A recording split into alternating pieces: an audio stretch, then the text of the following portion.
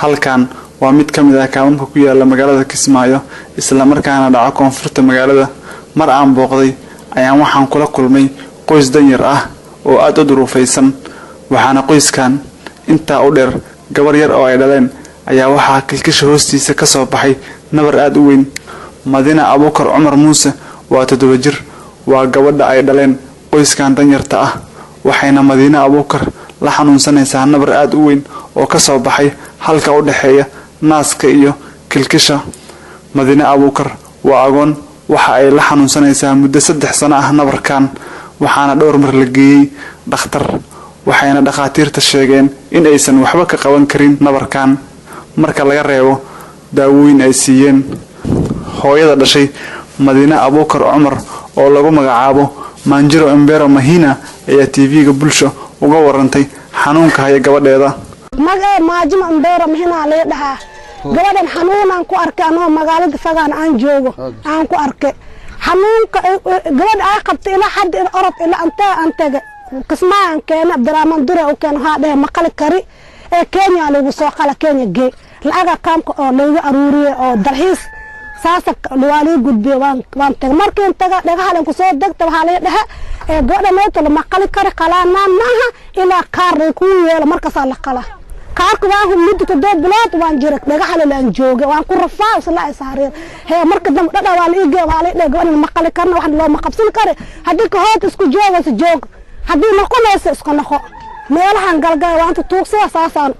aan ka imaad dooble markii imaadadan waxa lacagaha dadka wax u sheegtay lacagaha uu soo ariyo saas Kismaayo ku imaaday gasha u noqay qosada u noqay sidii labaad si darsatay hadana waan soo qaaday 3 muddo 3 sanadkan 3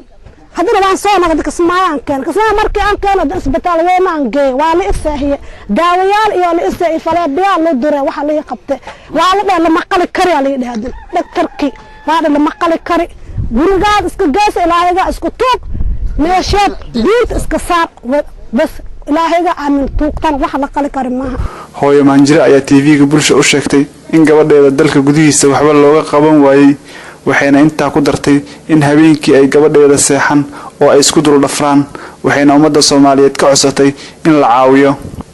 Muuse Simbi Cismaan oo ah qaraabada gabadha xanuunsan ayaa ka codsaday maamulka Jubbaland iyo ummadda Soomaaliyeed in ay soo kaalmeeyaan Madina Abuukar Muuse oo xanuunkeedu uu mar ka dambeeyo si zaaidayo.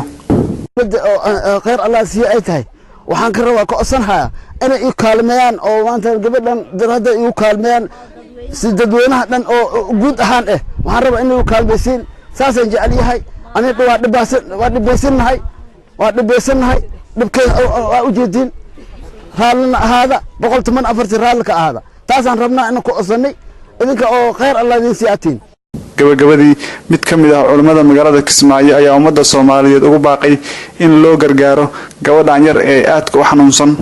dhammaan muslimiinta walaalaha meel walba jooga waxaan ku salaamayaa salaata muslimka. assalaamu calaykum waraxmatullaahi wabarakaatuh. dabadeed waxaan ka codsanaynaa dhammaan muslimiinta meel walba ay joogaan gabadhaanayd maanta jimco ay tahay inaan ku aragnay masaajidka ku yaala maqaamka xaafadda Calaley inay noogu imaadeen ayaga oo codsi dhiibanayo oo dadka muslimiinta weydiisanayo inay wax u qabtaan. sidaas darteed meeshii aan ka soo wadnay walaalaha wax u qabtaan oo walaalaha muslimiinta meel walba ay joogaan inay gaarsiiyaan. sidaas darteed gabadhan masaakiinta in wax loogu qabto walaalaha muslimiinta meel walba ay joogaan khaasatan magaalada Kismaayo ama waddanka maamul goboleedka Jubbaland waxaan ka codsanaynaa meel walba nin walba dhaqaale haysto adduunyadan waa laga tagi maalin walba nin walba ma joogayo waa laga tagi aakhira loo socdaa. qof walba adduunyada inta joogto waxa haysato aakhira u dirso. waxaan ka codsanaynaa dhammaan muslimiinta walaalaha meel walba ay joogaan ama dalka ha joogaan ama dibadiisa ha joogaan in gabadhaanayto yariista oo aad iyo aad u ildaran oo aad iyo aad waxaan uusan nin walba arko uusan muxuu ahaa inuu ilmeeyo moogiye uusan si kale u fiirin karin in la caawiyo.